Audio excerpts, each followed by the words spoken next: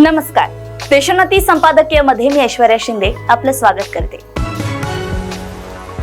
महाराष्ट्रात नव्हे तर देशातच अनेक ठिकाणी 4-6 महिन्यांपूर्वी बांधलेले पूल कोसळण्याच्या घटना घडत असतात. उन्हाळ्यात बांधलेला रस्ता पहिल्याच पावसात वाहून जाण्याचे प्रकार तर नित्याचेच झाले आहेत. काँक्रीटच्या रस्त्यावर भले मोठे खड्डे पडणे, नंतर ती लाच झाकण्यासाठी त्यात डांबर ओतण्याचा निर्लज्ज प्रकारही अनुभवायला मिळत आहे. 100-150 वर्षांपूर्वी ब्रिटिशांनी बांधलेले पूल अजूनही सुस्थितीत असताना आमच्या बांधकाम खात्याने बांधलेल्या रस्त्यांचे, पुलांचे, इतर बांधकामांचे वय वर्ष-2 वर्षही असू नये.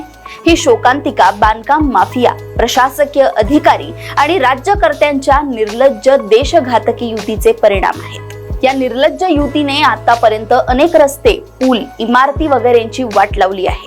परंतु यांचे प्रताप इथेच थांबत नाही.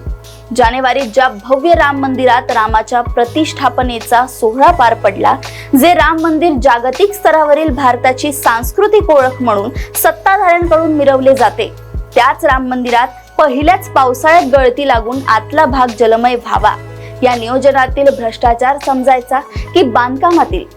आणि कुठलाही असला तरी हा भ्रष्टाचार करणाऱ्यांना कोणता दंड झाला?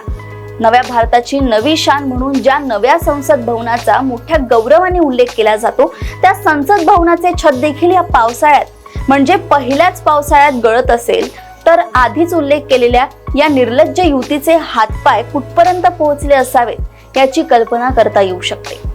या युतीचा अजून एक प्रताप आता समोर आला आहे.